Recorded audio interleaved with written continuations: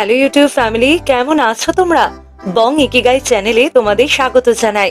আমি অঙ্কিতা আবারও চলে এসেছি বং ইকিগাই চ্যানেলে নতুন একটা অডিও স্টোরি নিয়ে। আজকের অডিও স্টোরিতে তোমরা শুনতে চলেছ লেখক ও হেনরির লেখা গল্প স্প্রিং টাইম আলাকাট। বাংলা ভাষায় নতুন নতুন অডিও স্টোরি শুনতে বং ইকিগাই চ্যানেলকে সাবস্ক্রাইব করে পাশের বেল আইকনে প্রেস করে অলে ক্লিক করে দিও, যাতে আমার চ্যানেলের সমস্ত নোটিফিকেশন সবার আগে তোমাদের কাছে পৌঁছে যায়। আমাকে আরো উৎসাহ দিতে গল্পটিতে লাইক কমেন্ট করে গল্পটি শেয়ার করে দিও। এইভাবে চ্যানেলের পাশে থেকো এবং সাথে থেকো। তাহলে চলো আর দেরি না করে শুরু করা যাক আজকের অডিও স্টোরি স্প্রিং টাইম আলাকাট।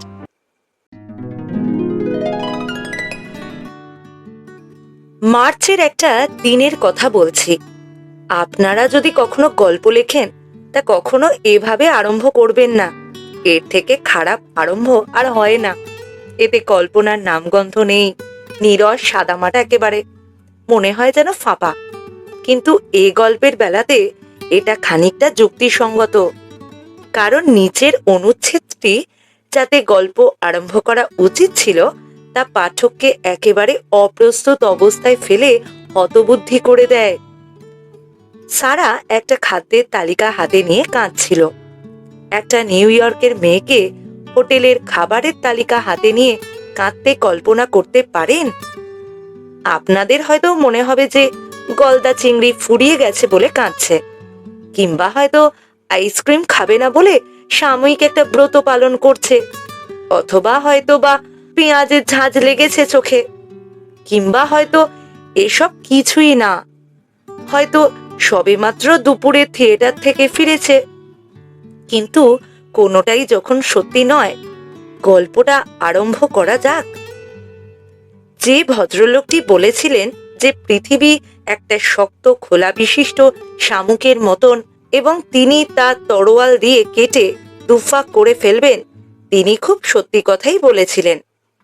তরোয়াল দিয়ে শামুকের খোলা ছাড়ানো খুব শক্ত কাজ নয়, কিন্তু টাইপরাইটার যন্ত্র দিয়ে এই পৃথিবীর খোলা দুখানাকে দুফাক করতে কাউকে দেখেছেন কি?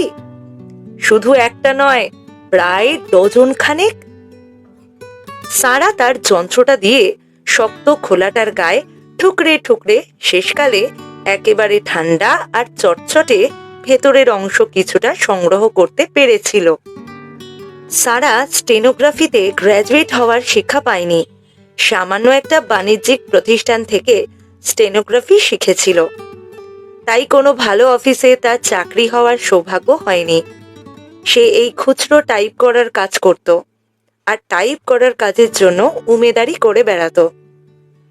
সবচেয়ে তার জীবনযুদ্ধের গৌরবোজ্জ্বল অধ্যায় হচ্ছে স্কুলেনবার্গ হোম রেস্টুরেন্টের সঙ্গে তার কারবার। যে লাল বাড়িটায় সে থাকতো তারই পাশে ছিল এই রেস্টুরেন্টটা। একদিন সন্ধেবেলায় এই স্কুলেনবার্গ এই 40 সেন্টের খাবার খেয়ে সারা তার রসিদটা নিয়ে বাড়ি গিয়েছিল। রসিদটার লেখা এত অস্পষ্ট যে কি ভাষা তা বোঝা যায় না, আর এমন ভাবে সাজানো যে মনে হবে যে আপনি বুঝি প্রথমে দাঁত খোটা, তারপরে ভাতের পায়েস, তারপরে স্যুপ দিয়ে খাওয়া শেষ করেছেন। পরের দিন সারা স্কুলেনবার্গে গেল। কালকে সে খাওয়ার তালিকাটা পরিষ্কার করে টাইপ করে নিয়ে গেছে। যার তলায় যা লিখবার তাই লিখে দিয়েছে। প্রথমে খাবারের নাম থেকে শুরু করে শেষে ওভারকোট বা ছাতার জন্য দায়ী নহি পর্যন্ত সব নিখুঁত। সেই দিন থেকে স্কুলেনবার্গ তার আপনজন হয়ে গেল। সঙ্গে সঙ্গে তার সঙ্গে একটা চুক্তি স্বাক্ষরিত হয়ে গেল। রেস্টুরেন্টে 21টা টেবিল আছে। সেই 21টা টেবিলের ডিনার খাবার তালিকা তাকে টাইপ করে দিতে হবে। তাছাড়া প্রাতরাশ ও মধ্যাহ্ন ভোজনের খাবার তালিকাও তৈরি করতে হবে। এর বদলে স্কুলেনবার্গ প্রত্যেক দিন সারাকে তার ঘরে 3 বেলায় খাবার পাঠিয়ে দেবে, আর পরের দিন খদ্দেরদের কি খাবার দেয়া হবে তার একটা হাতে লেখা তালিকাও পাঠিয়ে দেয়া হবে। এই চুক্তিতে উভয় পক্ষই খুশি হয়েছিল। তখন থেকে স্কুলেনবার্গের খদ্দেররা জানতে পারল কি খাবার তারা খাচ্ছে, তার নাম কি, যদিও তাদের রান্নার ধরনটা মাঝে মাঝে তাদের বিভ্রান্ত করত, আর সারাও শীতকালের দিনে খাবারটা পেত, যেটা তার কাছে প্রধান সমস্যা ছিল। তারপর একদিন ক্যালেন্ডারের পাতা উল্টে গেল এবং ঘোষণা করলো যে বসন্তকাল এসে গেছে। বসন্ত যখন আসবে তখন আসবেই।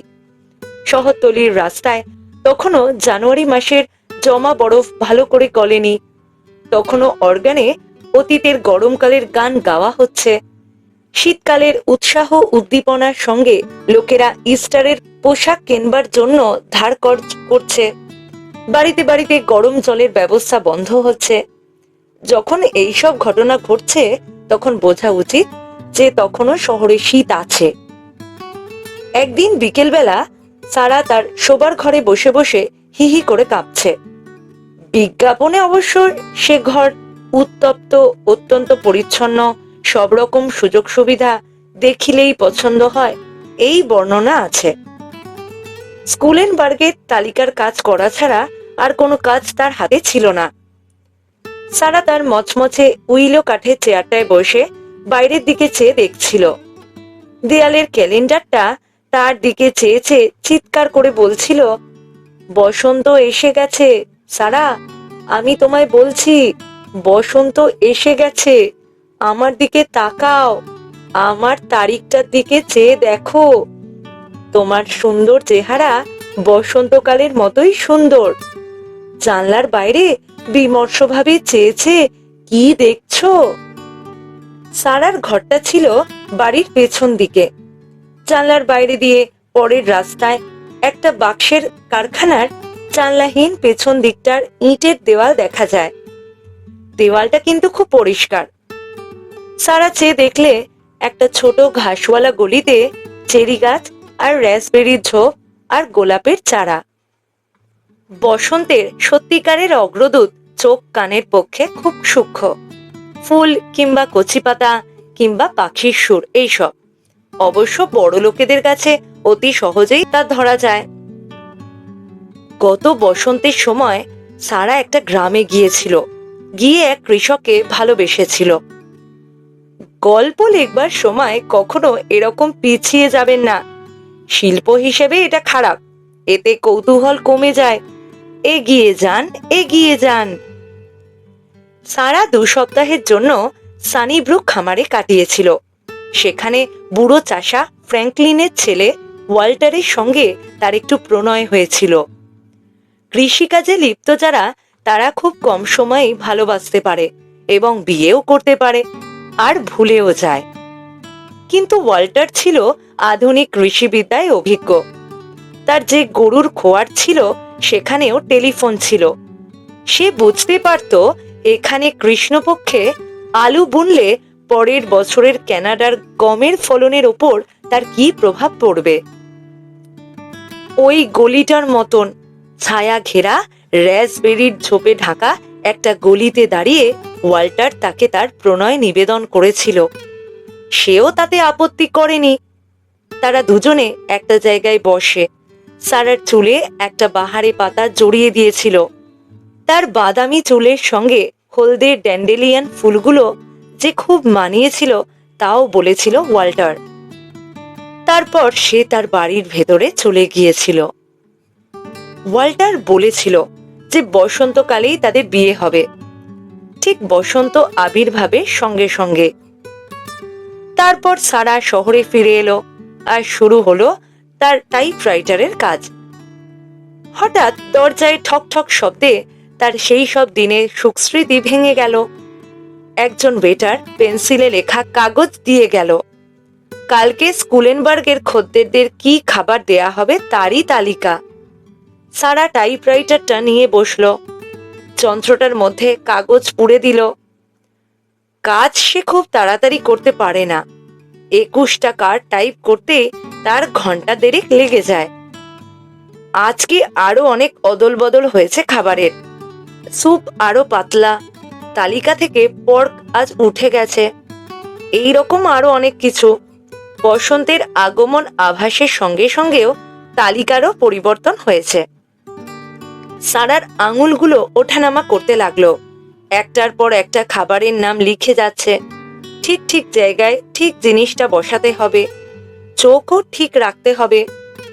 এবারে শাকসবজির তালিকা: গাজর, মটর, টমেটো, বিন, বাঁধাকপি।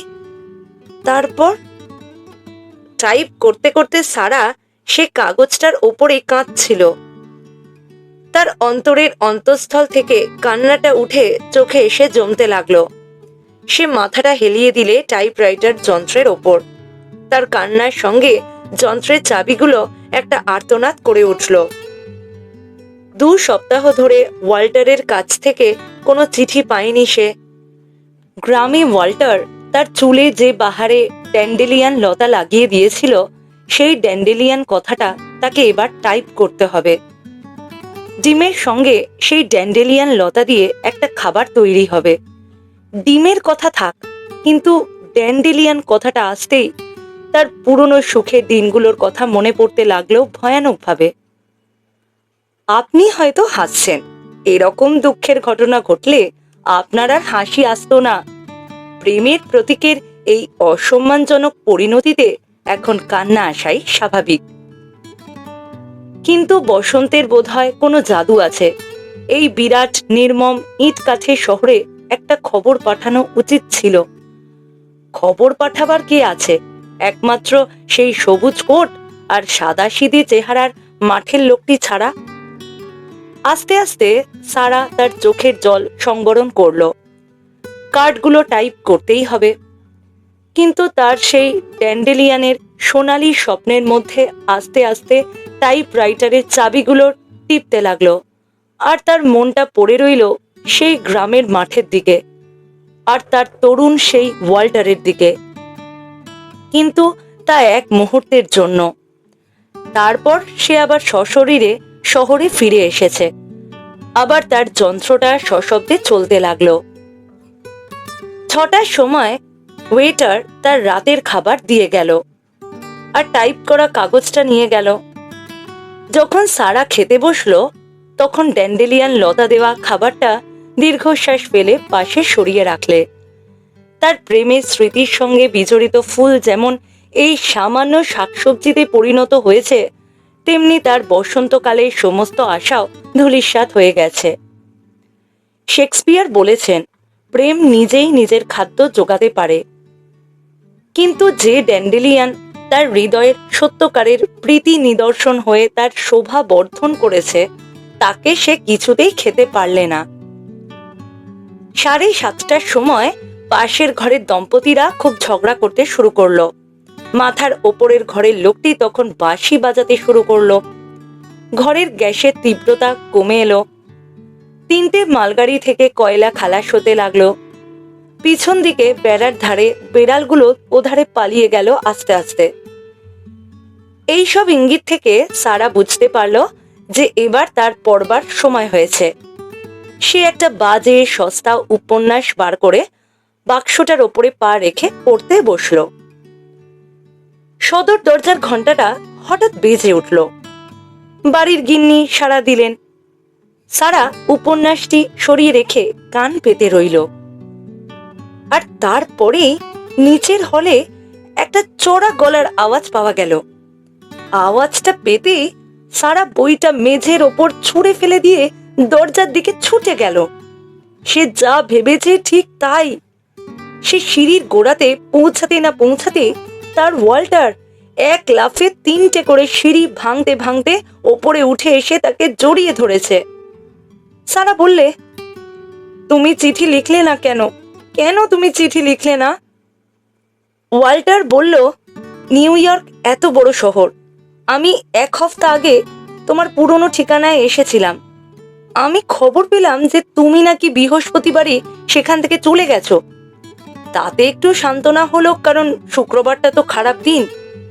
তবু আমি খুঁজতে লাগলাম তোমাকে। অনেক থানা পুলিশ করলাম, তখন থেকেই তোমাকে খুঁজছি। সারা বলল, কিন্তু আমি তো তোমায় চিঠি দিয়েছিলাম। আমি পাইনি। তাহলে এ ঠিকানা কোথায় পেলে? তরুণ কৃষকটি এবার হাসল, বসন্তকালের হাসি। বলল, আমি আজ সন্ধেবেলা তোমার পাশে ওই হোম রেস্টুরেন্টে এসেছিলাম। বছরে এই সময়টায় কিছু শাকসবজি আমি খাই। টাইপ করা কার্ডের ওপর চোখ বুলাতে লাগলাম। ঠিক বাঁধাকপির তলায় এসে প্রায় চেয়ার উল্টে পড়বার জোগাড়। তক্ষুনি রেস্টুরেন্টের মালিকের কাছে গেলাম। সেই তো তোমার ঠিকানা দিল।